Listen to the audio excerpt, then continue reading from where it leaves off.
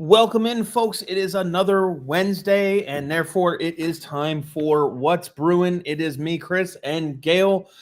Gayle, real quick, I just got to mention Dom already in the comments. I know he's thinking it. So, Dom, I'm already starting to plan out the new intro video. It's in the works. It's going to take a little bit of time. I got a lot of stuff going on, but the plans are in the works. So, just wanted to let him know because he likes to give me crap about that. Well, yeah, it's two comments up. So, and then Wonders 2WA also mentioned that Court, who does the Bruins Diehards channel on YouTube, had Dom on for like a podcast episode. Mm-hmm. Did you get a chance to watch that? It was a great episode. It was very long though. I have not had it yet. It's on my agenda for tomorrow because I have the day off of work. There you go. Highly recommend if those who haven't had a chance to go check it out. Check it out. Again, it's Bruins Diehards on YouTube. So for sure, it was a hell of an episode. Dom, we miss you over here dearly, but always great to see you get behind the mic and share all of that knowledge that you have. So hopefully we can see you again very soon. And we got Craig Eagles jumping in the chat tonight as well. Craig, thanks for jumping in. Hopefully you enjoy the show. And yeah, Gayle, it's been another week. The Bruins are back at the top of the Atlantic. Yep. That seesaw is now in their favor again. They're on a 3-game winning streak. Pastrnak's back in the lineup. It looks like, based on previous patterns, we might see McAvoy back in the lineup as early as tomorrow. Mm-hmm. Where do you want to start? Let's talk about this 3-game winning streak. Now, granted, 2 against St. Louis, 1 against a Jack Hughes less Devils, but it's still 3 wins. At a time where they really needed to start piling together. Right. You know, they were going back and forth a game, win a game, lose a game, win a game, lose a game. They hadn't won back-to-back in nearly a month. So to have them kick off the road trip with another 5-2 victory over the Blues, which looked like, if you watch the first period, it didn't look like they were going to do anything in that game. They looked so out of sorts in that game in the first period. So you got to credit Marco Sturm for having the vision that he had to leave Steves on the top line and put Pastrnak down on the third line. I mean, most coaches would automatically just be like, nope, you're going back into your role. But knowing that he needed to ramp himself up, Steves has been playing well up there. He didn't take Husadinov out of the lineup. AC Mont was the odd man out. It just, everything kind of flowed, you know? Yeah, absolutely. I mean, obviously, I think everybody had a little bit of, almost like sticker shock when they see the lineup and you see Pastrnak on the third line. Yeah. But when you see he's out there with Minton and Husadinov, first of all, he's already got some chemistry with Husadinov. Fraser Minton has another level of offense. So it really makes you sit there and go, huh? Ooh, I kind of like that. Well, if you quote the legend, Patrice Bergeron, he said it last night on Unobstructed Views. David Pastrnak can drive any line that he's on. Yes. And that is it right there. When you are a superstar, when you are an elite player, if you cannot drive whatever line that you are on, then you're not doing your job. David Pastrnak always drives the line that he's on. And I think it was Razor who made the point that, like, it also showed how much of a team player Pastrnak is right now, because many superstars who are essentially the face of the franchise, right, when they have that top line role, they don't want to relinquish it. If they're in the lineup, they want the top line minutes. They want their 20 minutes a night, 22 minutes a night, or whatever it is, sometimes more, sometimes just a share less, but they want that status. Yep. And for David Pastrnak to come in and say, just get me back in the lineup. He played like 15 minutes, which, I mean, that's got to be the lowest he's played in 3 years. With the exception of games that are riddled with penalties because he's not getting ice time on the PK. Right. So he's going to lose minutes there. But yeah, I mean, if you look at it, he, what do you have? 1 or 2? He had 2 assists last night. No, 3 assists last night. 3 had 2 goals. Kastelik had 2 goals. Like, so, but Pastrnak having 3 assists last night just shows exactly what he does. And yes, Dom, I agree. Sometimes I can't drive a car either.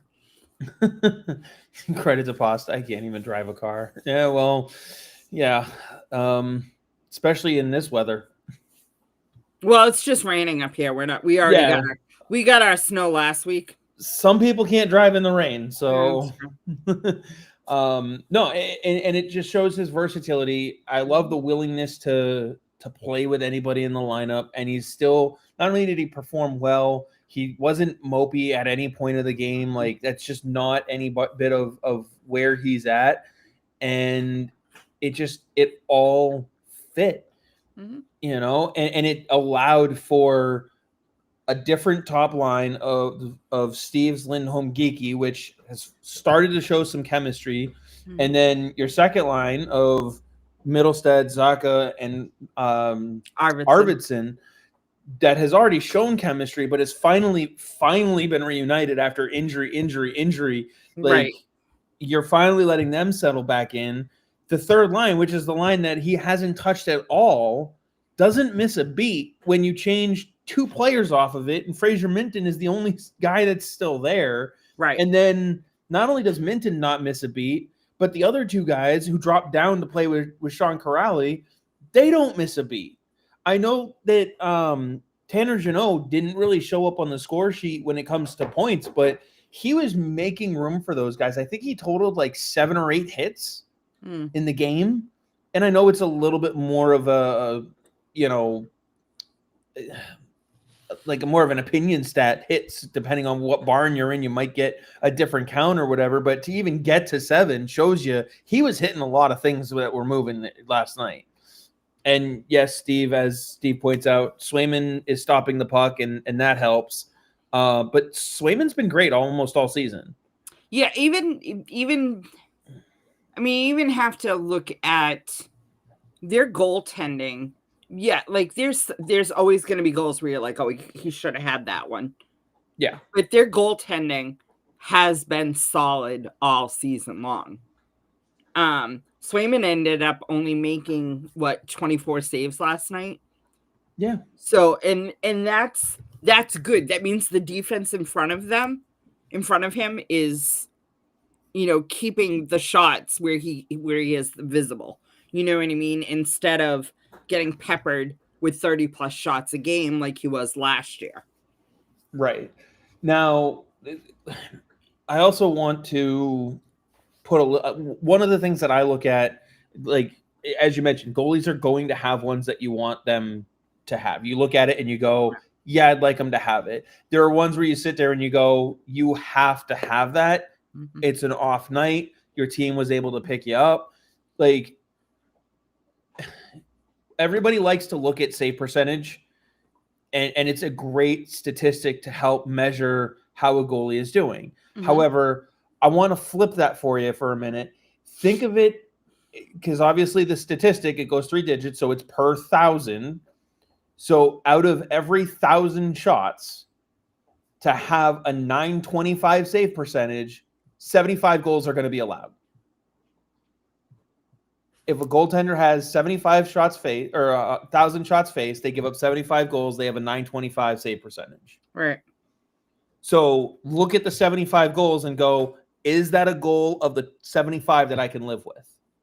Well, not only that, but how many of those 75 actually cost them a game? How many cost them a game? Right. How many are truly on the goaltender? Because if you give up 75 goals and 60 of them are backdoor tap-ins where the defense screwed you, then you really didn't. And that's in that, you know, a lot. And we always say Bruins fans love to hate their goaltenders.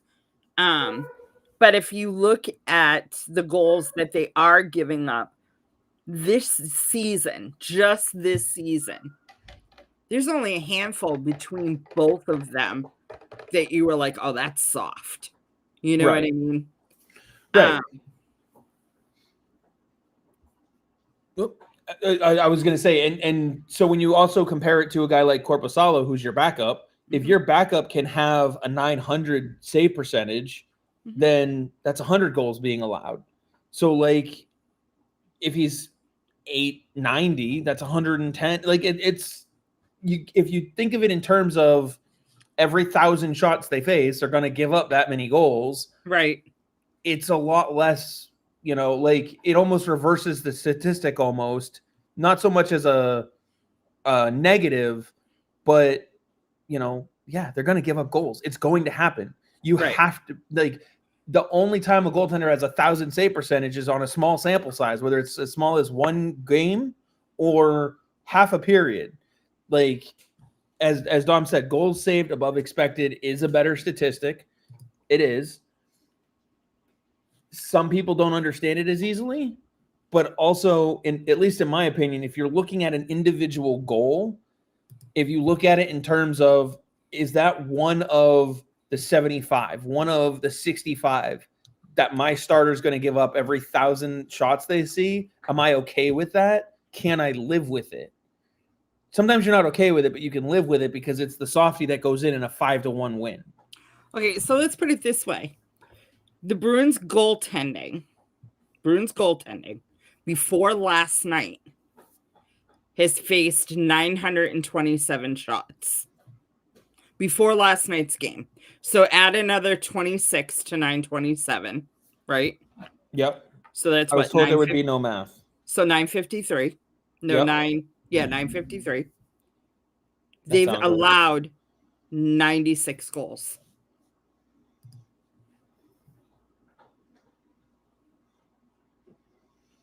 So that's about a 900 save percentage. Right. That's combined. That's combined. Right. That's not Swayman. That's not Korpisalo. That's combined. So across, how many games have we played? 30? Yeah. I know Swayman has started 20.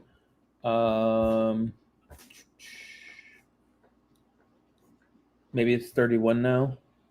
It's 31 now. 31 now, yeah. Yeah, 31 now. Swayman has played 20, including last night. I'm sorry. If you were going to say at the beginning of the season they were going to get 900 save percentage across the board, people would have been thrilled by that. Right. And I know not every game that each goaltender has played has been perfect. There are things that you want to improve on, so on and so forth. But over the course of 82 games, it's going to even out. Right. So Tyler wants to know thoughts on Soderstrom so far. He's looked solid in the few games thus far. We were talking about this before we came on. Yeah, he's definitely, you can tell that he's more used to the system. He's more used to being in North America. You can see the definite change in his game from training camp till now. Or we were talking about who would be odd man out when they're healthy. But the other thing is when they're fully healthy, that means Jordan Harris is back too. You know what I mean? So, I mean, there's a lot of different things because all like we said earlier, all signs point to Charlie McAvoy being ready to go tomorrow night. They don't have to send anyone to Providence. Yep. Dom pointed that out on Twitter earlier as well. Yep. So, but we were talking about like who is your worst right defenseman right now, right? That was something you and I were talking about. We had a little bit of a difference of opinion because right now is who's healthy playing. So for me, it's Peak. But yes, the one overall is Yoki Haru, but he's not playing. He's injured. He's injured. So also, but he has to be odd man out. I mean, yeah, he's got to be right now. I mean, obviously, like you said, when healthy, the conundrum is first that you look at, like you said, when they're fully healthy, that means Jordan Harris is back. Mm-hmm. So if you're looking at it in terms of when should Jordan Harris be back, you're supposed to get McAvoy back. If not tomorrow, then by Sunday's game. Right. You know, he came on the road trip. He's playing either tomorrow or in well, Minnesota. He led the stretch today, so you want to. I mean, pattern tells me he's So, probably in tomorrow. Yeah. So tomorrow you're probably going to run McAvoy. I mean, we've seen him pull people before, so you could see him run McAvoy, Aspero, and Soderstrom. I have a freaking fly in my light. That's what that noise is. Sorry. I'm like, what the hell is that noise? How do I have a fly? It's like 2 degrees outside. Yeah. Anyways. Matrix is asking, how long is Jordan Harris out for, and what was the injury? Harris, I think it was it a broken ankle, broken foot? He was in the boot. I just don't remember if it was his ankle or his foot. And he's back. He's supposed to be back at the end of December. But if they're winning, they're not going to rush him back into the lineup, because you got to think, even if he's skating, he still has to get his stamina up. Right. I don't think they're going to rush him. I think you could see them find a way to extend his return till after the new calendar year. And also they might do that so they can fully get a good run out of Soderstrom, Jokiharju, and Peak to see how they want to handle that. Because as much as we want, and they are trying to win, they're also still trying to sort out who's going where, when, and how in the lineup, and who they want here long term. Now, and Harris is a broken ankle, by the way. It was his ankle. Okay. As Tyler points out, Peak to me is still more valuable than Jokiharju due to the PK. Don't want McAvoy being the only right D option for the PK, and Soderstrom would be scary this early. I mean, I agree. I love Peak, but his play as of late, I don't know if it's more noticeable without certain players in the lineup with him. Maybe it's because Jokiharju isn't on the ice to make all the mistakes, so Peak has been. But the other thing is, too, is last night we saw Zadorov and Lindholm. Yeah. So Peak wasn't playing with Lindholm last night. I will say, though, Marco Sturm has had a lot of good things to say about Andrew Peak, especially more than Jokiharju. That being my ear. Sorry, guys. That being said, he says we need the Bruins to be as tough as that fly. No shit. And I do agree with Dom's point. Harris could and probably should go to Providence for a conditioning stint. I think they'll take advantage of that, especially if he's coming back from a broken ankle. Soderstrom, they don't have to worry. If he plays every game from now going forward, his 10th game, which would require him to go back through waivers, would be December 23rd against Montreal. So they still have some time to get him more of a look, especially if Jokiharju is still hurt, especially if Harris is going to remain on the shelf.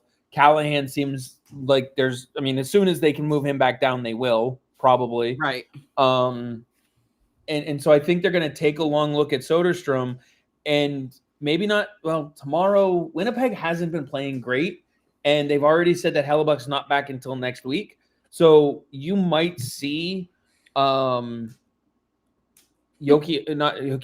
might see Soderstrom get paired with Lindholm for a little bit. Matrix saying at least the fly has cap space, unlike the Bruins jet. It's cleared to fly. So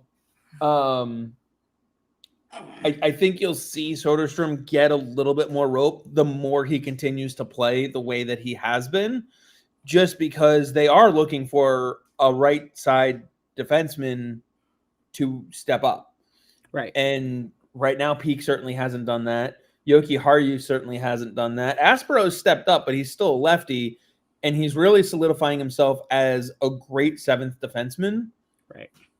And yeah, he's been paired with Zadorov. He's showing he can do a little bit more than that. But how long can you rely on him to do that? Not long.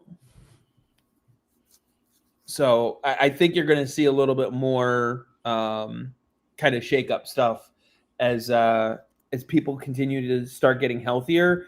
I think Sturm is just going to not be afraid to try new things. Who had Pastrnak on the third line on their bingo card. Right. You know, that's the bingo card that you're sitting there going, hell, I got no shot at that square, and I'm putting it back in the box. So I don't know. I mean, Soderstrom's looked good. I think he's earning more of a lead, and I think he's going to get it. Sturm hasn't been afraid to give it to him, and you know, well, that's the defense. That's one thing that if you watched Unobstructed Views last night, that's one thing. And Razor may have said it when he was in studio another game, or you know, I don't remember if he said it last night or if he said it in studio. Could have even said it on Morning Brew. I don't know. But one of the things that he said is that Sturm is rolling with the guys that are earning the ice time. It's not just star status. Like, that's why he's rolling with Corrali, Kastelik. You know what I mean? Because they're earning the ice time. They're doing the responsible things. And that's what it is. Yep, Dom, I'm right there with you. I started saying this 2 weeks ago, and she yelled at me for getting too far ahead. Well, I said they were going to never carry 8D. Because they never carry 8 defensemen. No, they don't, but they're going to be in a position where they're going to have to, because right now the defense is going to be more like, you have guys in Providence that you can call up, even if it's a Merkulov, a Patra, Lysell, even Lashmelis. Like, you have forwards who you can call up if you need a depth player for a game, but you don't have that on defense. And the defenders that you do have pretty soon are all going to have to go back through waivers again. And right now, with the landscape of the league, I'm not sure many of them are. I think the only one who would is Michael Callahan. Once the waiver eligibility is required, of course.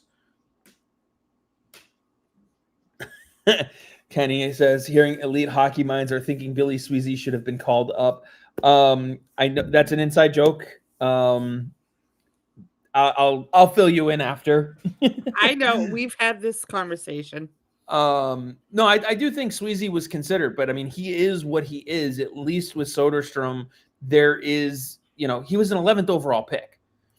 So you want to see if there's still anything there that can elevate him, hopefully, to that second line, that second pairing. Tyler says, I don't think you guys touched on it, but I doubt Pasta L3 is long-term thing. Thoughts on the lineup when he ultimately gets elevated? Me personally, I think he's going to be elevated by Minnesota the latest. I don't think he's going to play 3. I don't think he's going to be on the third line for 3 games. Possibly, maybe they wait until they come home. I don't know. But my thought is that Steves is not going anywhere.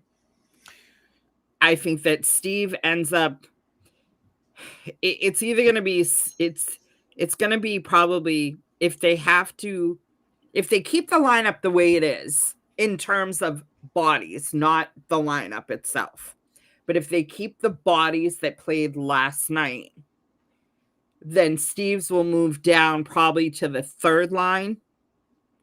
And I wouldn't be surprised if Husadinov ended up on the fourth line, back on the fourth line. And so you have a third line of Steves, Mitten, and either Kastelik or Tana Janot. You know what I mean? Like, that's what I envision. I don't think Steves is going to end up on the fourth line. Yeah, I don't think so. And as Dom points out, early in Cassidy and Julian years, they did carry 8D, but it all depends on the waivers, and then poses the question, who would you waive, Jordan Harris, Aspero, or Jeffrey Vielle? And so far, I'm with the 2 votes that we already have. Vielle would be the guy for me. I think he's the one that's most likely to get through, and also the guy that is easiest to replicate, given the fact that you have Janot, Corrali, Easimont. Tufty is still down in Providence. If you need that type of player, you can call him up. He still has some time left before he requires waivers again. Like, you can replace that. Plus, you can go and get that kind of player fairly easily if you need to give up a 3rd or 4th round draft pick. Well, and Vielle, and as he wasn't bad when he was in the lineup, But there's a reason why he's not in the lineup now. There's a reason why other players are playing ahead of him. Right. So yes, I see Asimon as odd man out of, but Vial is the one that's sent down. And I don't think that they're gonna put Pastrnak back with Geeky at some point. They're not gonna break up Middlestat, Zacha, and Arvidsson. I actually want to get into that lineup. And real quick, shortstop here says, seems like the best option is switching Pasta and Arvidsson from what the lines were last night. Middlestat, Zacha, Pasta considered line one. I personally don't agree with that. Nope. Here's where I think it'll end up going. I think, like you said, we're going to get back to Geeky, Lindholm, Pastrnak. Yeah. That was a surefire line coming into the season. At some point, you want to try and reunite that. And as long as those three guys are healthy, fully healthy, you try to keep those guys together. Right. You saw earlier great chemistry between Middlestat, Zacha, and Arvidsson. You try to reunite that line as much as you can as well. Well, and also keep in mind that Elias Lindholm, since coming back from injury, had 4 assists in 2 games. And then if you add in last night's assists, so I mean he's contributing. So I know a lot of people want to move Lindholm down the lineup. He built that chemistry with Geeky and Pasta before anyone got injured. There's no reason to break up that line if they're gelling together. And Middlestat, Arvidsson, and Zacha were building a ton of chemistry. Then Middlestat got hurt. Then Arvidsson got hurt. Arvidsson came back. Middlestat came back. Now they're building up again. They're not a liability out there. No, and Lindholm is your 4th highest scorer. The only 3 people ahead of him are Zacha, Geeky, and Pastrnak. Right. So, and how many games did he miss? Let's 10. He's missed 10 games. Right, and he's your 4th highest scorer. So what does that tell you? Right. Well, their 5th highest scorer is still Charlie McAvoy, and he's missed 2 additional games over Elias. So when does that tell you about the rest of this? But like you said, but I mean, Geeky has 32 points. Pastrnak had 29 going into last night's game, so he had 3 assists, so he has 31 points. And I don't know if Geeky added an assist last night. I don't remember. But Arvidsson has 13 points in 24 games, and Middlestat has 12 points in 21 games. They were both getting into a groove when they both got hurt. Right. So it's going to take a little bit of time, but how are they going to get back to that level? By playing together with Zacha in the middle. Right. That's where they're going to succeed. And they started playing and they moved Zacha back into the middle because it was Middlestat at the beginning of the season. And Zacha came in, and they've been playing better with Zacha driving the play. Now, that's the other thing that Bergeron said last night about Pastrnak driving the play. That when you're a center, it's very easy to drive the play because you're driving the puck up the ice. Pastrnak's a wing, and he's driving the play. Like, that's how good David Pastrnak is. Absolutely. Now the third line is where I run into some uncertainty. I think you'll see Minton and Steves together. They were on a line last year with the Marlies together. And so they have great chemistry already. Steves has shown an offensive ability that might allow you to get a little more offense out of Minton. And then my only question is like, I could easily see Husnudinov on that left side, but I could also see Tanner Jeannot back on that side. I could see Mark Kastelik just like last night. Exactly. I could see Mark Kastelik on that side. So I'm not quite sure who the bottom 6 generated 4 goals last night. Right. I don't think it really matters who that third line person is. No, it could be Kastelik, it could be Husnudinov, it could be Tanner Jeannot. It could be any of those 3. And it could be Husnudinov. My issue with Husnudinov is that. Oh, sorry.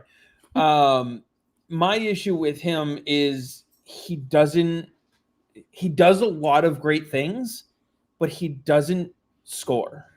He doesn't Now, obviously, on the third line, he's Are only you got talking? 8. Who you talking about? Husadinov? Husnudinov. Okay. He's got 8 points in 26 games. He does so many things very, And how very many well. goals does Minton have? Fraser Minton has 6 goals, 11 points in 31 games. Now, again, I'm not saying he can't score. Right. I'm saying he hasn't. And we also saw him from the trade deadline on last year, and that was one of the things that I noticed about him last year as well. I know we talked about it. He does a lot of things extremely well. He just doesn't find the back of the net. And he doesn't help others find the back of the net. Now, does it mean he can't? No, but I think that's going to hold him back from possibly being above a fourth line role when everyone's fully healthy. Mm-hmm. Now, putting him, say, on the fourth line, I think Corrali and whether it's Esimont, obviously Kastelic is in the mix, Jeannot is in the mix. Sorry, Kastelic. I think they're all in the mix. And I think those 5 guys kind of filter in your a rotating, almost kind of like a rotating Esimont will get a game, then Husadinov will get it. I think you're going to see a little bit of rotation to keep guys fresh. Yeah. I don't think it's not like your top 6 that they're never taking a night off. I mean, David Pastrnak, it's the first time in I don't know how many seasons 3 that he's seasons missed a game. You know, I think at this point Morgan Geekie is the only forward that's played in every single game. Let's see. No, 31 games played. Morgan Geekie, Tanner Jeannot, Fraser Minton, Mark Kastelic. Okay. Sean Corrali. Kastelic didn't miss a game. Not according to Hockey Reference. He's played the same 31 games. And then you've got Andrew Peeke and Nikita Zadorov on defense. Yeah, but I wasn't talking about that. I was talking strictly forwards. Yeah, Zadorov didn't miss I don't think he missed a game last year. I don't think Zadorov did. And then Zacha and Esimont have only missed 1 game apiece. Everyone else has missed more than that. Well, in Esimont, he missed last night's game. He was a healthy scratch. Right. But I think that's kind of the forward group. And I agree with Dom. I think at that point you are going to look at, and I agree with him, Jeannot, Corrali, and Kastelic create a mismatch other teams will hate. We saw it last night. Mm-hmm. That line right there is the best fourth line in hockey, probably.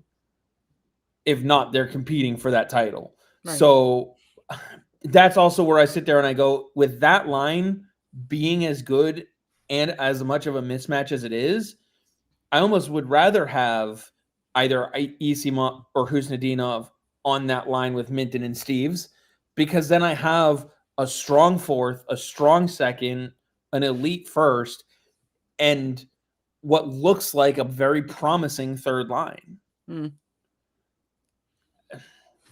I mean, because as much as Husnudinov doesn't help produce goals, he gets his ass back and helps prevent them.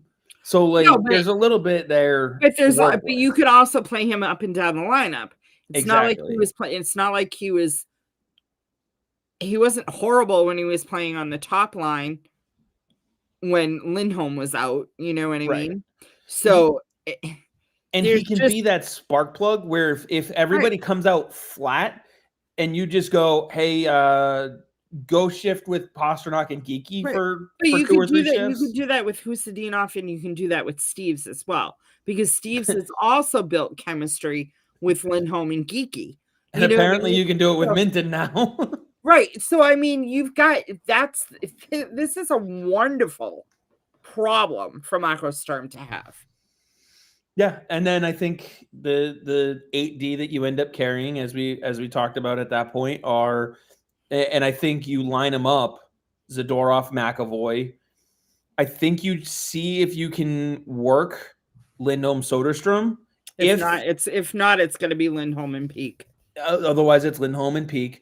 And then I think that spot, that RD2 spot, is up for grabs if Soderstrom shows that he can grab it. And then, like, if he can come in like Jonathan Aspero And then my third pair right now would be Mason Lohrei and Jonathan Aspero. Right. And then the other two would be Yoki Haru and Harris. Dom says it's too bad they lost Beecher. He could play with Minton and Steves. Thank God he said I'm kidding. I know. Well, I knew he was kidding when I saw it, but I mean, don't you remember? John Beecher wins faceoffs. Right. You know, they would have him take faceoffs for Fraser Minton. Mm-hmm. Oh man! No, notice how all those John Beecher complainers are being nice and quiet right now. Well, I mean, it's easy to complain when the team is underperforming, but when the team is winning, it's hard to complain. Like, there's always someone that's going to complain. Like, you're going to hear the complaints of why wasn't Fabian Lysell brought up instead of Mikhailov? Why wasn't Lysell brought up instead of 43%? Instead of whoever, you're always going to have the people that just think that they know more than Marco Sturm and Don Sweeney. It's just that's Boston, that's Toronto, that's Florida, that's every team across the league. You're going to have people that complain no matter what the team is doing or isn't doing. Real quick, in Calgary, John Beecher has won 19 faceoffs. He's lost 31. He is at 38% at the dot. Oh, but that's elite, isn't it? Apparently. Yeah. So, yeah. I mean, people complain that David Pastrnak turns the puck over. People complain that Connor McDavid turns the puck over. I know.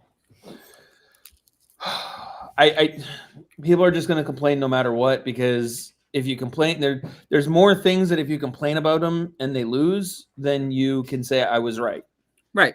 Well, and that's why no matter what the issue is, no matter whose fault it was, it's always the goalie's fault. Right. He left the guy open back door. Didn't you know that? Yeah. I saw that. Did you? Trying to take a sip of your soda with the cover still on. Well, I had to put the cover on it so the fly didn't go in it. Although I don't know where the fly went because it's gone now. So it lost its cap space. Now, I will say, because you mentioned Lysell, Lysell, Merkulov, Blumel. Blumel's just not working. He had the 4 games earlier. He didn't look good. I think Court said it at one point. I'm not sure he touches the ice for Boston at all again this year. Once he's healthy, I'm okay with that. He goes right back down. I'm okay with him not touching the ice again this year. Fabian Lysell, I'll let him continue to tear it up in Providence and hope that helps his draft stock. Speaking of which, Providence right now is getting ready to play Hershey, where they are in the. Yeah, they're already and Lysell are starters. Yeah, they're about 6 minutes into their game against Hershey right now. This one's in Hershey. Chris Book legend.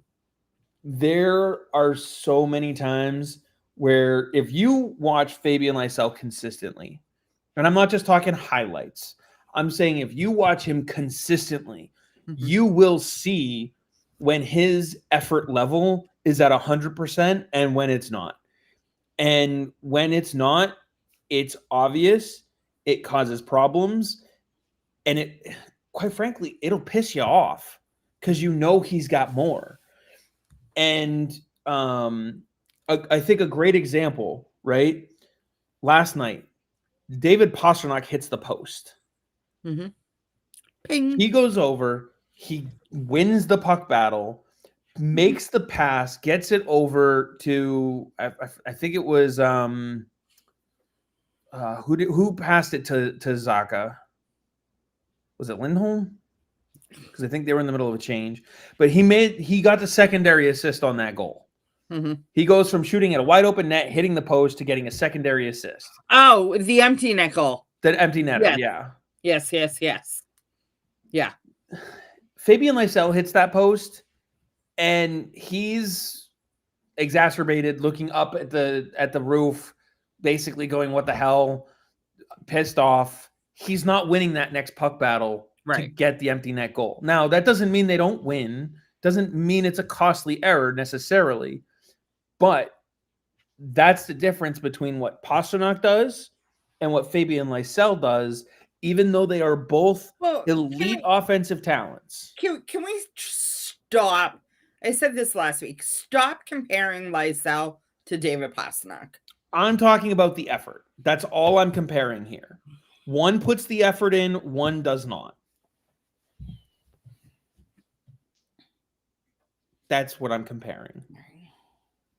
That's why one of them was allowed to stay in the National Hockey League, and the other one doesn't get a sniff right now. Well, David Pastrnak is definitely more of an elite player than Fabian Lysell. Well, yeah. But if we're talking overtime game 7, do you want the puck on Pastrnak's stick or Lysell's? Oh, Pastrnak by a mile. Right. Pastrnak is one of the best 5 right now in the league.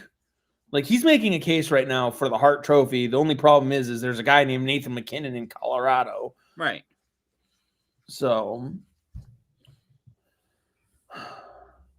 and I would be worried too. I would be willing to bet that the goaltending in the division just got considerably better with Montreal calling up Jacob Fowler, who's slated to start, I believe, tomorrow, and get his NHL debut. The former BC Eagle.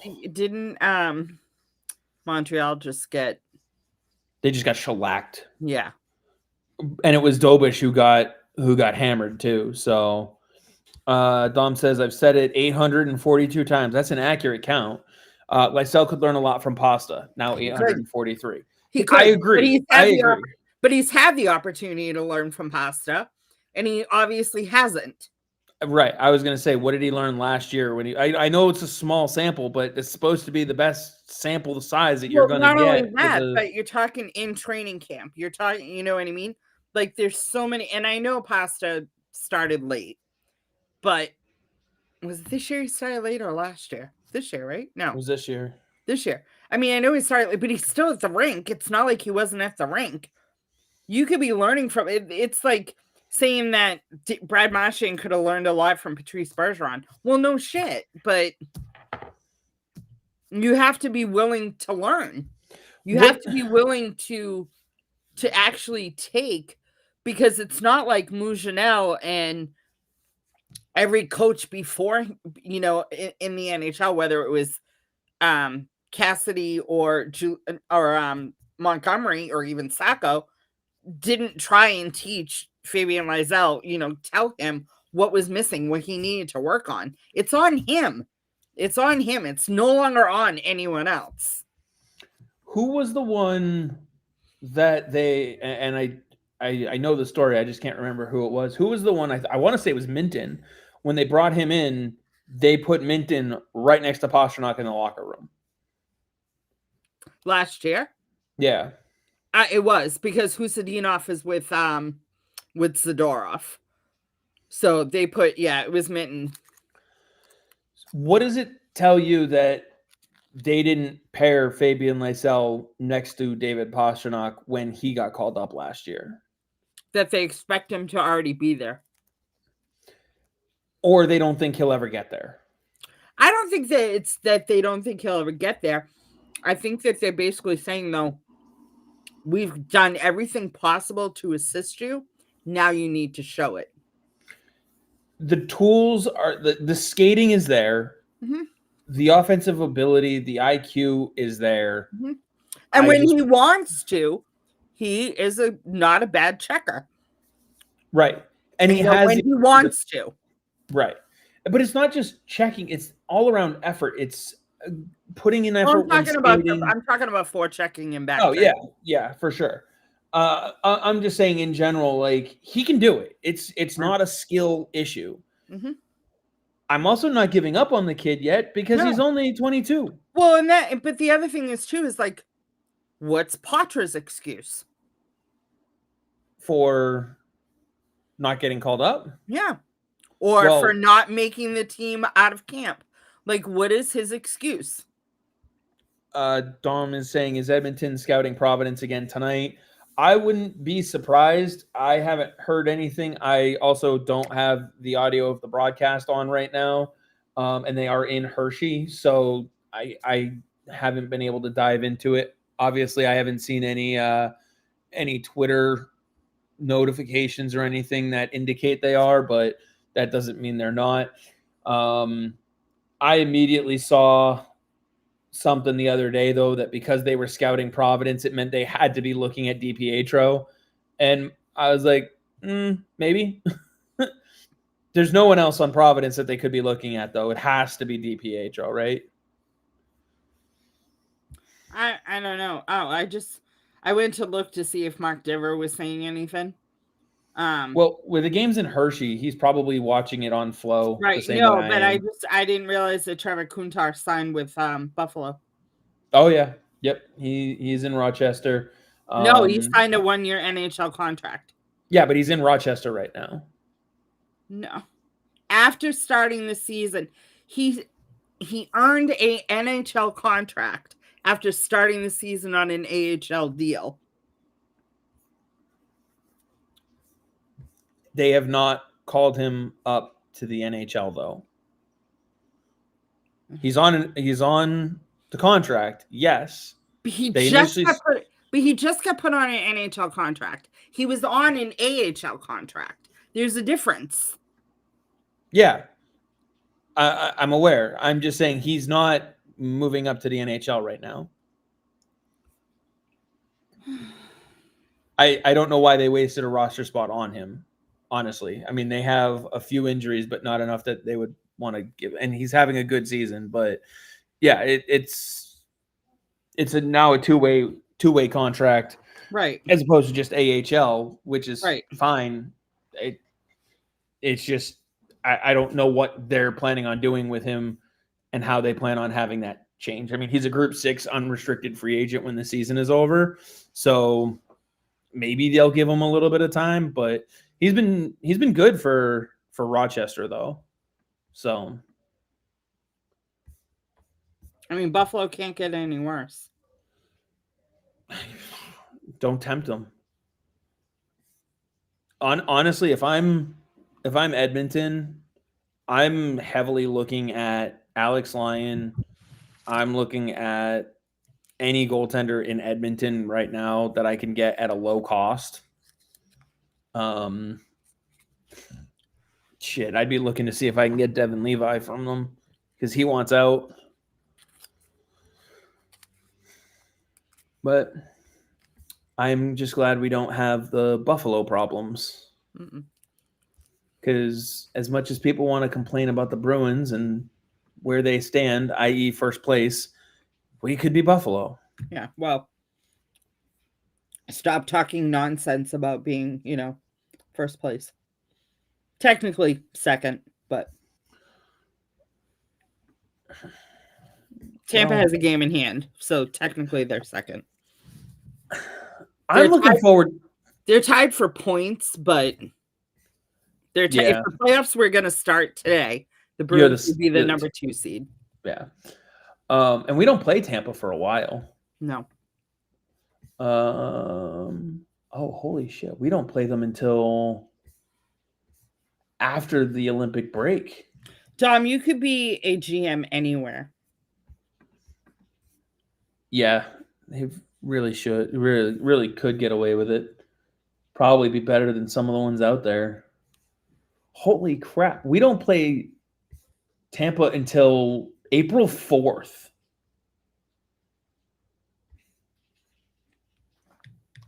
April 4th and 11th are the next 2 times we play Tampa. Yikes. Providence is heading to a power play here. Hopefully they're able to do something with it. Anyway, so we talked about the lines. We talked about the D. They played Tampa Bay February 3rd. What are you talking about? Did I overlook it? Yeah. February 3rd. Let me go and look. Oh no, never mind. I'm looking at Buffalo. How did I end up on the Buffalo schedule? That's weird. I don't know. I was just say February 3rd. We don't have a game. We play Florida February 4th. I'm like, how did? Oh no, we play Tampa February 1st. That's the stadium because series. they have the stadium series. That's what it is. Yeah. So I had the right month. I just had the wrong day. I overlooked that one. Just because the icons are really small on this schedule. Sure. And I couldn't tell that it was the Lightning, and I just forgot. So anyway, we'll go with that. We'll go. That's my story. I'm sticking to it. All right, sure. Yeah, because they have the matinee against Tampa on the 11th. Well, they play back-to-back Saturdays against Tampa. They play in Tampa April 4th, and then they play them at the Garden April 11th, and the Fleet have the Saturday night game at the Garden. So it's all day hockey if you're a Boston fan. 1-0 Providence. They get a goal on the power play. Who scored? Brett Harrison. There you go. On the power play. So, man, he is. I have to say, Dom knows. I was ready to give up on him, but you know what? He is starting to really come around. So, he's definitely earning a second chance with me for sure. Because that shot is still there, and he is putting in more effort to be more physical. He's putting in more effort overall on a consistent basis than someone else that we talked about before. Anyway, we talked about the lineup. We talked about as they're getting healthy, what the lineup should or could look like. And obviously with Marco Sturm, he could just put all the names in a hat and just pull them out and be like, all right, your first line is this, your second line is this, and just keep pulling them out. What else you got? Can we talk about, I think it was how much I love hold on, I gotta find it because I want to make sure that I had it right. Morgan Geeky trolling the Blues. Yeah, go ahead. I'll let you share what happened there. So the Blues tweeted that it was 47 degrees, and Geeky comes back and was like, this 47, with a picture of Kastelik as the number one star with 2 goals in last night's game. Geeky never comes on. He reads all the time. He knows everything that people are saying about him. He knows everything. He admitted that he reads it. It fuels him to prove people wrong. But when he trolls, he's epic. He's good at it, yeah. Yeah. Yeah. Did you see his interview on Spit and Chicklets the other day? Yeah, they brought up Brett's tweet. Brett's tweet, which, it's still, it's still there. He's still on his revenge tour. But to his point, people are going to say what they're going to say, and Well, I mean, he is on point with his trolls, though. When you're tying, dropping behind and tying and dropping behind and tying Nathan MacKinnon, you're doing something right. And I know a lot of people are like, well, how long can he keep this pace up? Who's to say he's not going to keep it up? Right. Like, also, how long is Nathan MacKinnon going to keep the pace up? Right. Like, what if he drops off? I mean, maybe it's not as far, but we've seen Geeky turn into the player that Seattle probably thought he was going to be in Boston. Well, the funny thing is Ron Francis had him twice. Right. Ron Francis, his GM in Seattle, had him twice. He drafted him in Carolina and then drafted him in the expansion draft and gave up on him twice after taking him back. Right. So it's just clearly he saw something but didn't see it enough, and then Boston just picked him up at the right time. Well, and the other thing is too is you got to look at the players that Geeky has played with. Yeah, he was not playing with anybody of the caliber that he's played with in Boston. I mean, his first year in Boston, he was playing with Coyle and Frederick, and he was okay. But Bergeron and Krejci were still playing. He wasn't going to play up the lineup. His second year, which earned him the contract, he was playing with Marchand. Yeah. After Montgomery benched him, you know what I mean? So he started, and then he built the chemistry with Pastrnak afterwards last year and put up those numbers and just Sturm is very big. He said it how many times about pairs? Yep. It's Geeky and Pastrnak. You could put anyone in the middle if you have Geeky and Pastrnak together. I mean, we saw it. Lindholm has worked. Hustadinov worked when he was out. Even Zaka's worked. Even Zaka's worked. Like it just and granted, a lot of that is because of David Pastrnak, but Right. Geeky's production has not dropped, and it did not drop when Pastrnak was out of the lineup. Nope. So he is capable. He's been driving his own line ever since, and that's why that top line, Lindholm, Geeky, Pastrnak, has been so effective. You have two guys who can flat out drive the line, and that's not to say Elias Lindholm isn't capable of it.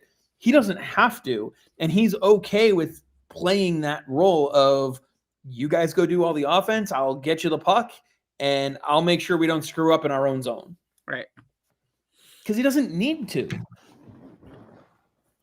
So, but yeah, his Geeky's trolling is on point every bit as much as his goal scoring. Mm-hmm. So now we have the game tomorrow against Winnipeg. Yep. We've got the game on Sunday against Minnesota. Yep. And then we've got a game in at home against Utah on Tuesday. Yep. I mean, I think the hardest one for them is going to be the Minnesota game. Yeah. Although we've heard Razor talk a lot about the that first game back from a road trip.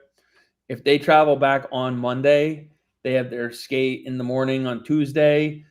There's a lot of things. They'll come back on Sunday. Yeah, it is a 6:00 game, so they'll come back on Sunday. Because they Um, traveled last night from St. Louis to Winnipeg yeah, when they had practice this morning. Or Yeah. practice this afternoon. Yeah, with the condensed schedule, they'll probably, if they're playing Sunday, they'll travel back Sunday. They may, if they win on Sunday, they may take Monday off yeah. and just have morning skate Tuesday, Utah Tuesday. But if they don't win, then Sturm will probably hold practice on Monday. Dom says Minnesota is a scheduled loss, and that's when you start Korpisalo. I mean, they went with Swayman yesterday. I did not catch the game on Saturday. I was actually at Bridgeport, Hartford. Who did they go with on Saturday? Against New Jersey, it was Swayman. It was Swayman. So it's got to be Korpisalo tomorrow then. Because that means Korpisalo's last game was... Oh, crap. When was his last game? Or did Corpy start? Did he... Hold on. His last game was the 5-2 win against St. Louis. Yeah. So he got the game on Tuesday. No, he played Thursday. It was the Thursday game. Yeah. And then Swayman. But they have 2 days off between Winnipeg and Minnesota, so they may start him. Korpisalo? No, they may start Swayman. Yeah, I could see it. I could see them doing a Swayman start tomorrow. Try and take advantage of Winnipeg while they're banged up. And then, not to say that Minnesota's a scheduled loss, but if you go with Korpisalo in that game, first of all, you've gone Swayman 3 in a row. So then it becomes Korpisalo's start. You're able to give Swayman basically 4 days of rest between the 12th and the 15th. And then he plays the Utah game at home. Because then you give him Utah, Edmonton, and Ottawa, Montreal before the break. And then you give Korpisalo Vancouver on Saturday. Right. And then, then you give Swayman the Buffalo game coming out of the break and Korpisalo the road game in Calgary. As of right now, they're scheduled for practice on Monday at 10:30. So yeah, that means they would be coming home Sunday night. So yeah, that would make sense. Well, yeah, it's on their schedule that they're coming home Sunday night. Yeah. So they're playing. So they traveled last night. They practiced today at 1:30. They're traveling to Minnesota on Thursday. So immediately following the game, they're traveling to Minnesota. So they're not staying overnight game nights. And Friday right now is TBD. Saturday, they're practicing at 10:30 in the morning. Sunday, they have morning skate, and then they're playing Minnesota. They're traveling to Boston as of right now, they're traveling to Boston on Sunday and practicing Monday morning. And Tuesday is a morning skate. But again, if they win on Sunday, if they win out the road trip, they may give them Monday off. Yeah, I wouldn't blame them for that. Again, and it's hard to question Sturm on that kind of decision right now because everything he's doing is working. I can't really say anything that he's done that's been wrong. Most of the things that have gone wrong, you point at the player and go, "You didn't do this." So, Stefan wants to know, Brett Harrison scored. How has he been? Any improvement with his game away from the puck? So, yeah, we were talking a little bit about that. His shot is still on point. His offense is still real solid. Overall, his game is starting to round out. Again, same draft as Fabian Lysell, 2 rounds later. So also 22 years old. Not a lot to complain about when you have a 22-year-old who might be finally starting to mature.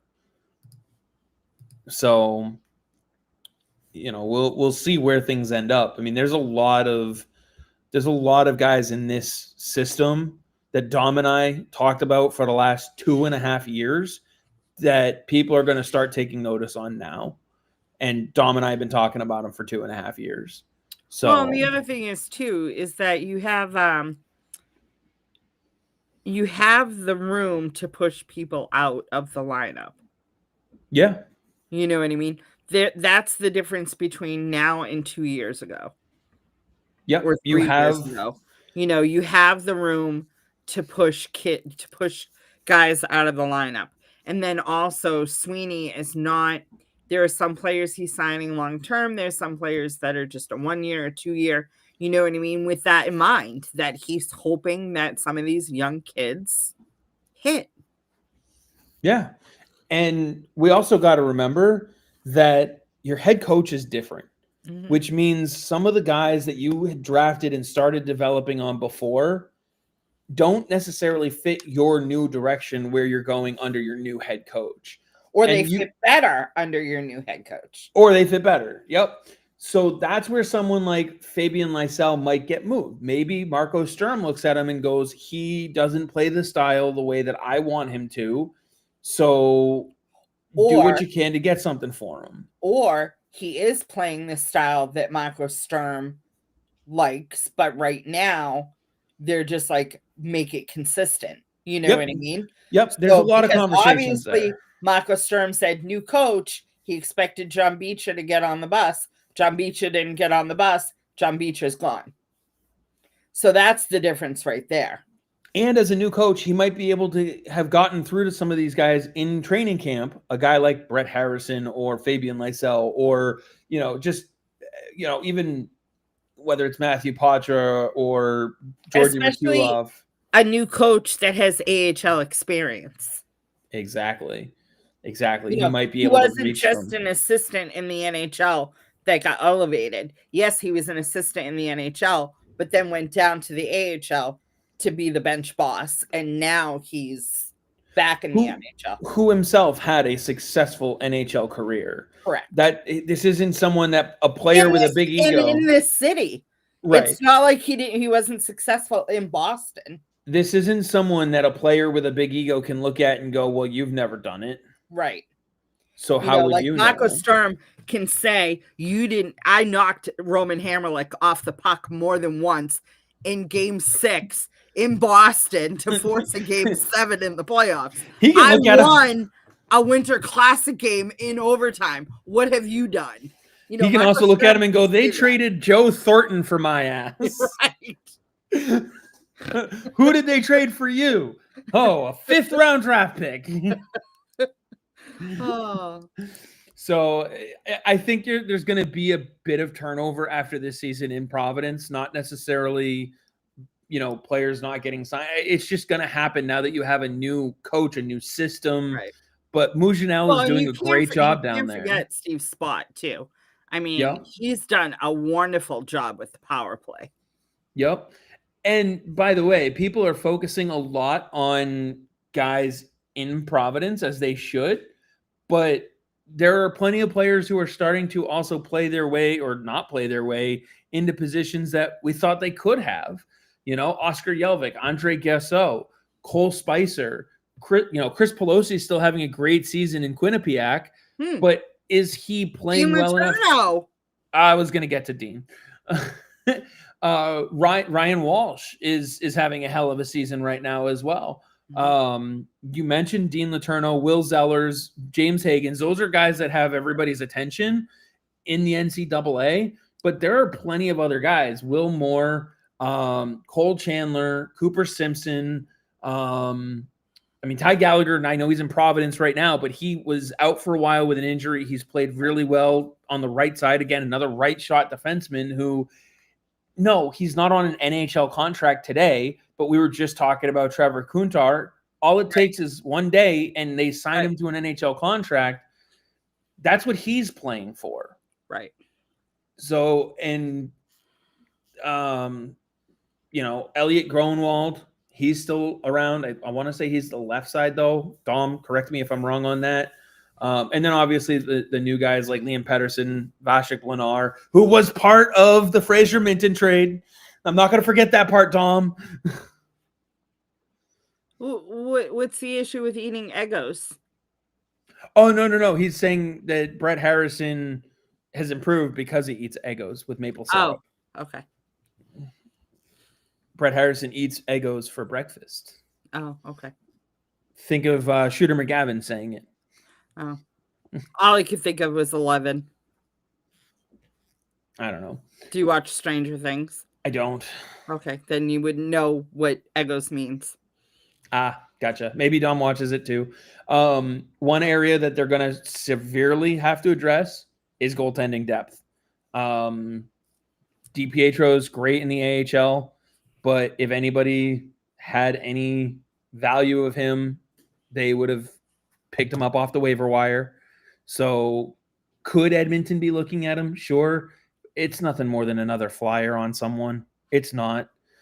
People are looking at Brandon Bussey right now, 9-1 for Carolina. Let's not forget, even Florida waived him. So he's in a great defensive structured system. It's not like the Bruins waived him because they were like, we don't want him.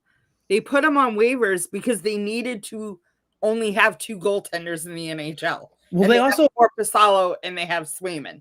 So Bussey and DiPietro were odd men out. End of story.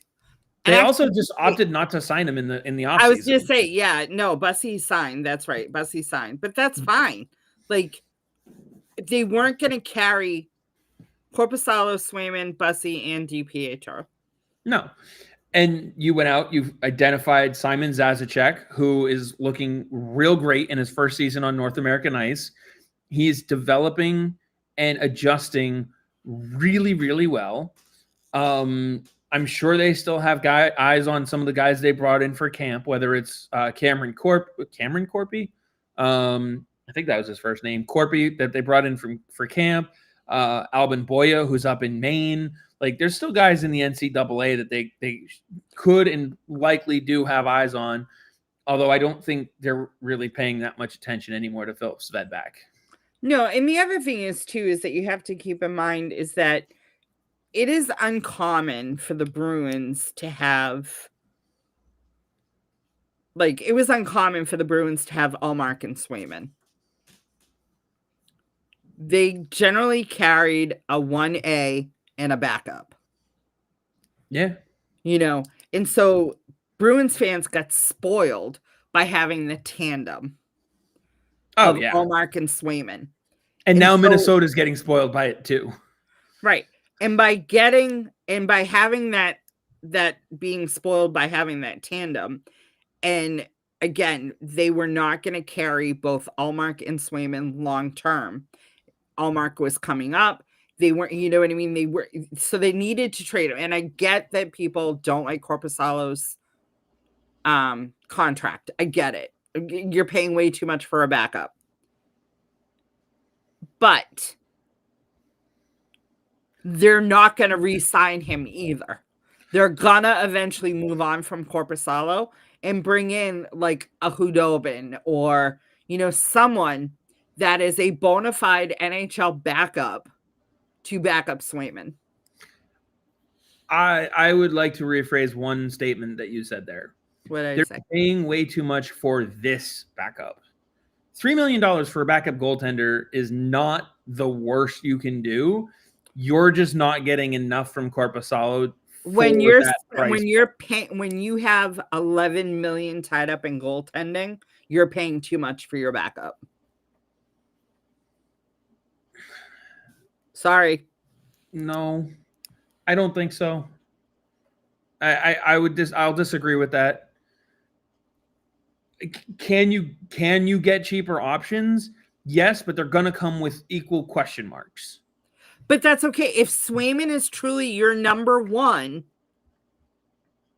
then you could have a legitimate backup. You could have a Stuart Skinner as your backup.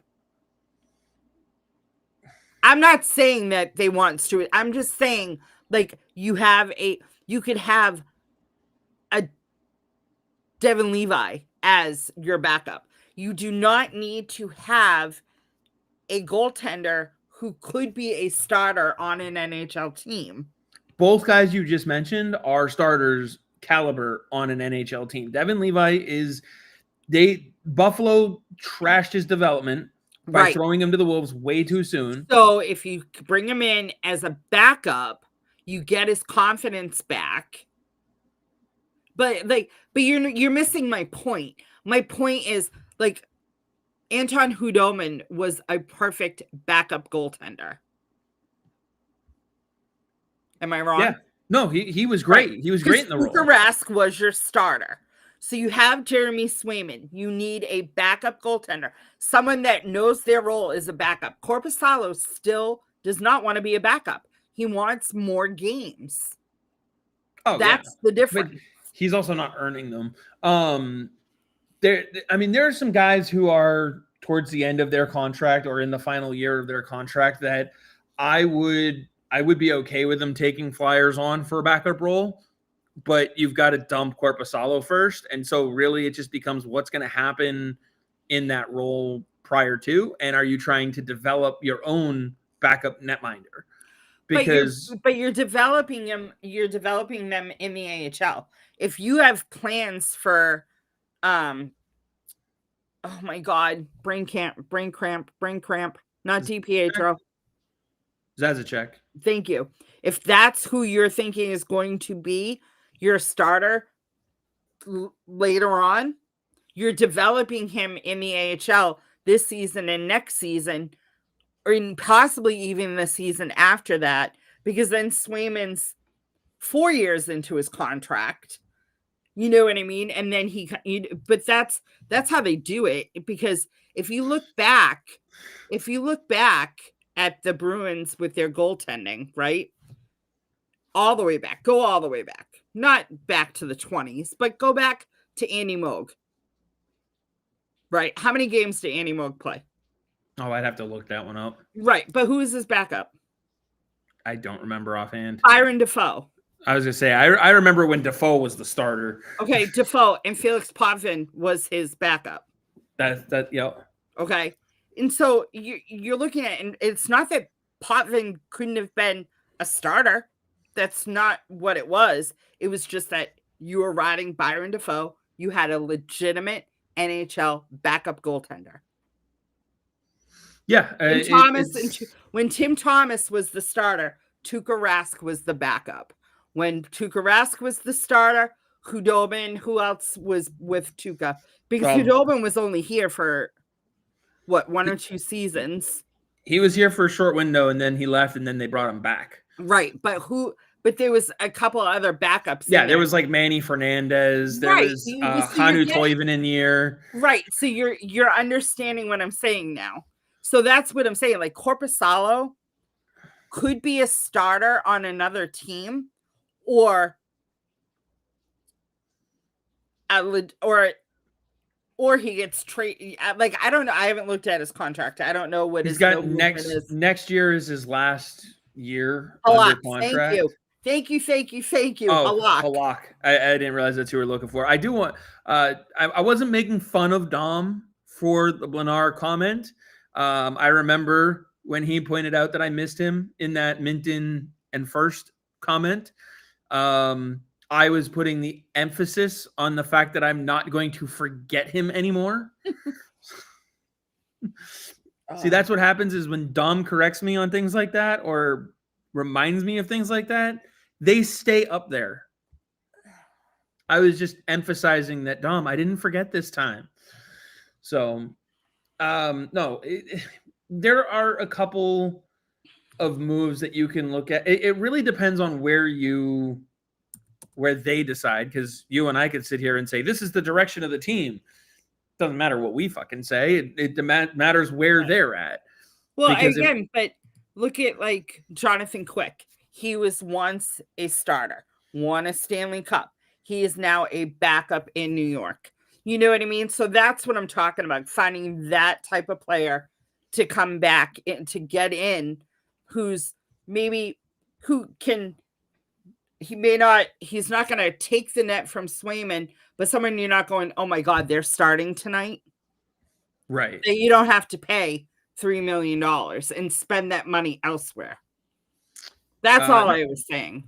Jonathan Quick, man, if the Rangers can fall out of it, Jonathan Quick is the guy that I'm going for if I'm Edmonton. Because he's got nothing left after this season. He's already retiring. Right. And, but I'm just saying, I'm just throwing Jonathan. Oh, I know. I'm just saying, like, there's some names that if I'm Edmonton, I'm circling them going, let's see where things go. And Dom, I did not make fun of you on Twitter. I was tagging you because you always have to remind folks, myself included, during that episode, that Blenar was part of that deal. So I was tagging you to let you know that I did not forget, and I am no longer forgetting that fact. And I don't hate this opportunity in the offseason to look at buying out Jonas Korpisalo. If you can't trade him, buy him out. I agree 100%. If you can't trade him, because he does have trade value. Minimal, but yeah. But wouldn't you rather get a couple of draft picks or something for him than to just buy him out? I'll take future considerations. Right. So that's all I'm saying is, like, if you're gonna move on from him, don't be like Peter Chiarelli and get nothing like you did for Johnny Boychuk. Yeah, well, that's a whole different problem. I'm just throwing it out there.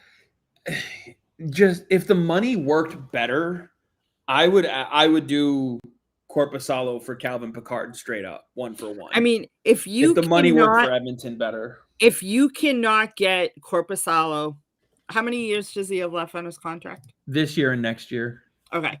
If you cannot get Korpisalo to buy into the fact that he is 100% the backup goaltender. Oh, I'm sorry.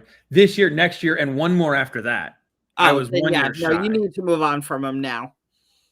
I have nothing against Korpisalo. And he has a 10-team modified no trade clause. Okay. So we can rule Winnipeg out. We can rule Buffalo. We can rule hey, Florida. Listen. Allmark could have turned down the Ottawa trade. They were on his list. Oh, yeah, no, I know. You know what I mean? So if you go to him and like if it's Buffalo and they're like, listen, Levi wants out, this is going on. We want to give you a shot at taking the net. He may go, all right, I'm in. Yeah, no. Thanks, Dom. I determined that by looking it up after. I felt wrong saying it was just 2 years left. He's got 2 more after this year. So,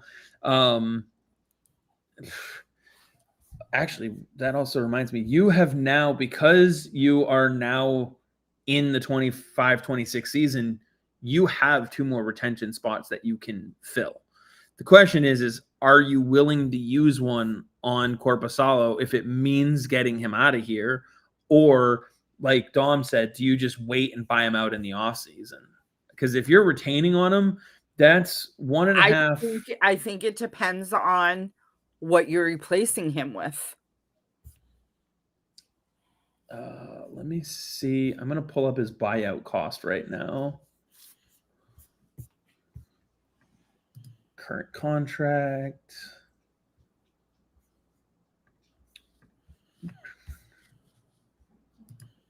Yeah, Allmark has not had a good year.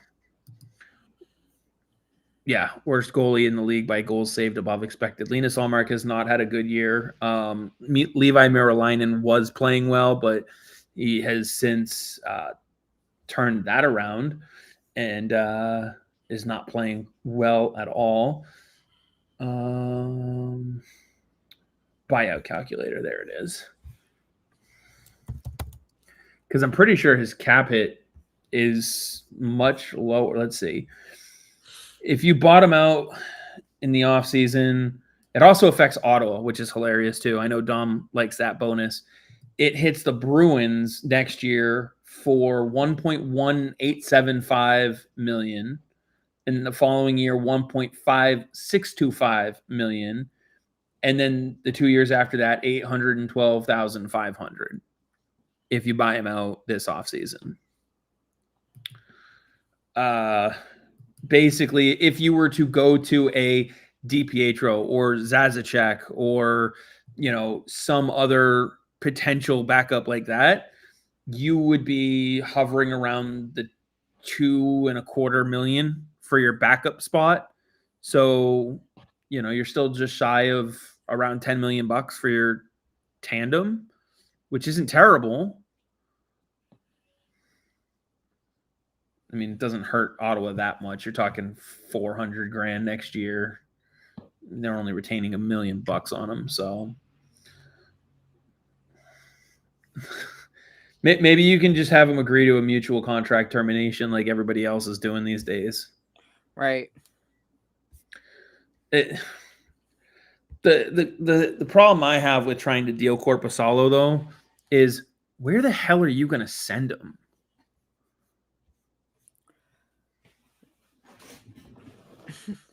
That's not your problem.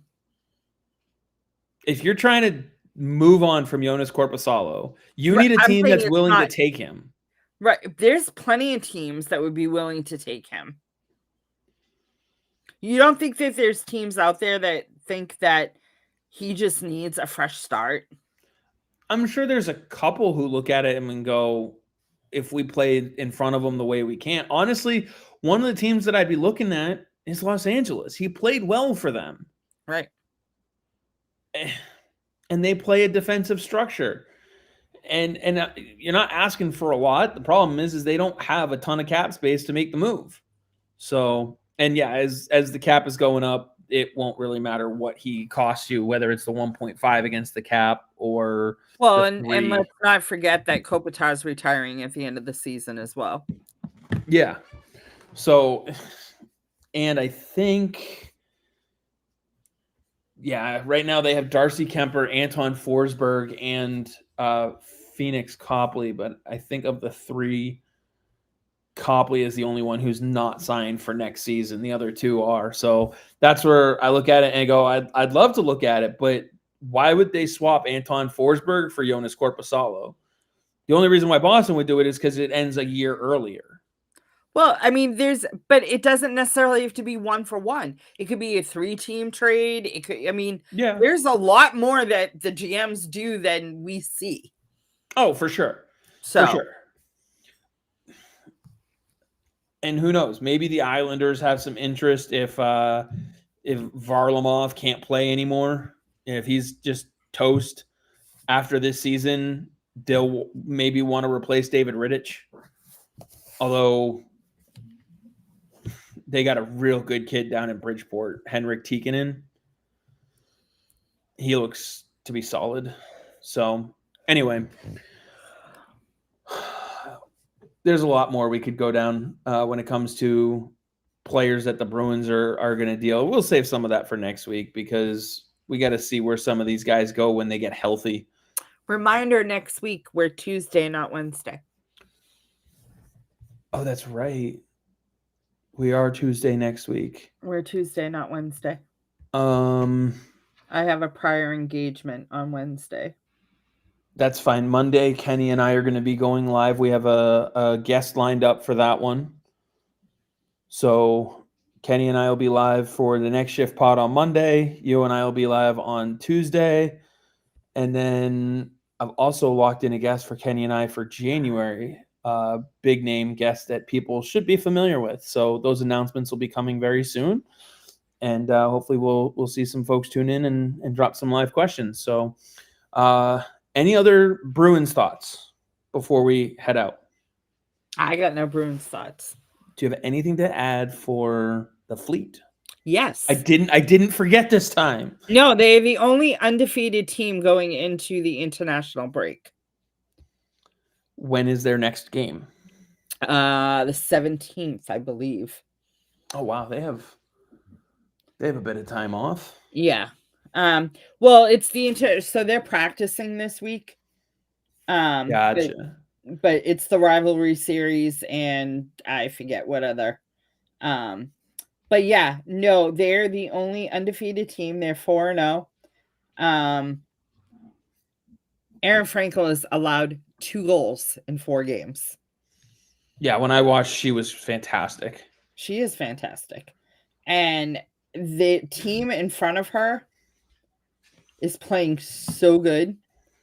It's just amazing. I'm really impressed with the way this new coach, Chris Spar, has been phenomenal. I'm looking up when their next game is. I think, I just want the Fleet, not Aaron Frankel. Another great Boston coaching hire. Yes, definitely a huge, amazing coaching hire. Why is that? Oh, Jesus Christmases. Yeah, they don't play until the 17th. Oh wow. They're on the road until I think January 2. So they're on the road the whole month of December. Well, Boston has 3 more games between now and the 17th. Mm-hmm. So in the meantime, watch the Bruins. They're at least a fun team to watch again. Yeah. So can I tell my story now? Oh yeah, you had mentioned that you have a story, a gripe. I have a story. Are any of our listeners in New Hampshire? I know Dom's not, but are any of the Are you all in Massachusetts or Tyler Canada? might be New Hampshire. Who? I don't know if Tyler. I think he might be New Hampshire. If not, I know he's close to the border Okay. because he comes down from that area for camp. I just don't remember if he's actually over the New Hampshire border. I hope he's still watching and can comment on it. So, I just bought a new Jeep. Traded in my 2018 for a 2026 Rubicon. I have my vanity plate, right? I've had my vanity plate since I bought my other Jeep. So 2020 was when I bought my other Jeep. Or 21. One of the two. I can't remember. But I've had my vanity plate for a good amount of years. So I go to register my car. And they're like, you cannot register with your plates. I'm like, what? Michael and I, my husband and I, are always on each other's loans. Like, we don't do anything separate. We do it together because we're married. So they're like, he's first on the registration for the old Jeep. And I'm like, but I'm on the registration.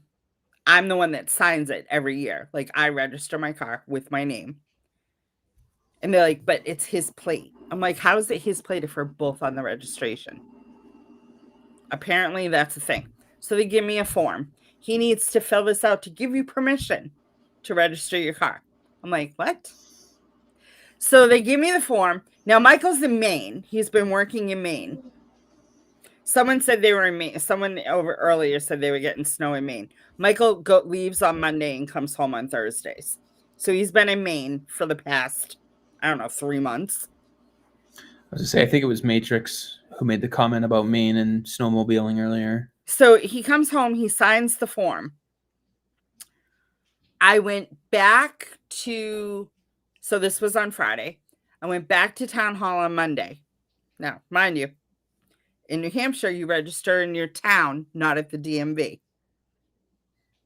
Okay. Yeah. Massachusetts, you go to the registry of motor vehicles and you do your registration. You don't go to your town hall, your city hall. You go to the RMV. In New Hampshire, you go to your town hall. So I go back to my town hall. They proceed to tell me that they gave me the wrong form. Lovely. So if I want to use the form that they gave me, he has to be first on the registration, even though I'm first on the title. And I'm like, well, what about my inspection sticker? You'll have to go back to the dealership and get a new inspection sticker. Why would I do that? What? Because your inspection sticker goes by the month that you register, which goes by your month of birth. In New Hampshire, it goes by your month. So in Massachusetts, you buy a car, you register it, it's registered. You then register it every year or every 2 years. But in New Hampshire, it goes by your month. So my birthday is in July. Michael's birthday is in May. Those are not the same. They are not the same. So my inspection sticker says July. And they want me to now register my car for May and go back to the dealership, which I'm like, okay, so then I have to call the dealership, make an appointment, because they're not going to just take my Jeep in and give me a new inspection sticker. No, they're going to go through the whole inspection process and charge you for it. Right. So, needless to say, I went back to town hall. I had to go to town hall today because idiot me, I was telling Chris this offline, idiot me decided to go through the car wash to get all the salt off my Jeep because I just got new steps and I don't want to put them on salt-covered rock rails. I went through the car wash with the paper temporary plate that I forgot was paper, and it disintegrated. So I drove home without a plate. I'm like, are you kidding me? So now you got to get another one of those anyway. Finally registered my car $700 later. $700. And you want to know the worst part? You know how much I paid for the state of New Hampshire? $75. The rest of it's for my town. Are you kidding me? Wow. That's my gripe. Anyone still watching, If you live in New Hampshire, you understand my pain. I mean, if it makes you feel any better, Providence went up 2-0 during your story. All right, that makes me feel better. Who scored? Tufty. Tufty. Yep. Seriously Tufty. Seriously though, Massachusetts, at least it's every 2 years. Yeah, I don't know what to tell you on that one. But I love my new Jeep. I remember when I was selling cars and having to get them registered, and I had to go to specific town halls in New Hampshire because we sold to people out of state. I had to register cars in Connecticut. There was a small handful in Rhode Island. And most dealerships in Massachusetts now, if you buy a car in Massachusetts and you live out of state, they won't register. They'll tell you have to go register it. They'll give you the temporary plate. And I'm fine with that. That's fine. But I bought the car in New Hampshire. Yeah. They just don't have the desire to send a runner to the DMV. No, and I probably would have ended up with some random plate and not my vanity plate that I was not giving up. Because they're like, oh, well, you already paid for so, but I lost the credit because I had a credit left on my registration for my old Jeep from now until May. I lost that credit because he technically surrendered the plate to me. So it's a new registration. So I lost the credit. I'm like, well, at least that was only $50. Yeah, well, between that and the other 75, you're right, at 100. But I got a free inspection sticker, which normally costs $45. So it's kind of a wash. Yeah, well, how much gas did you spend in the new Jeep going back and forth? I only live 1.5 miles from town hall. Not that much. Oh, well, that's helpful. That's why I wasn't going to the dealership. That would have cost me, yes. Yeah, well, especially since the new Jeep, my gas mileage, no bueno. No. My Jeeps in general, but my old Jeep, I was getting 20 miles per gallon. I was doing pretty good. This Jeep, I'm getting 14 miles per gallon. I'm like, hoo-wee. Yeah. Good thing you're not driving down to Boston every day in that bad boy. No, not anymore. So, anyways, the tales of Gayle's Jeep. That's my story. That's my wonderful gripe. The state of New Hampshire. We now have a new segment, the Tales of Gayle's Jeep. Yes. So make sure you have great Jeep stories every week now. I probably won't have any until the summer when the doors and the top come off. Well, unless we get some good snow and I can go 4-wheel and Well, do we have anything else for the viewers? I don't think so. Thank you for indulging me. Of course. Not you, them. I know. I'm saying you're listening regardless, but they had to put up with it. So with that, I want to thank everyone who's tuned in, and we will be back next week, as she mentioned, on Tuesday.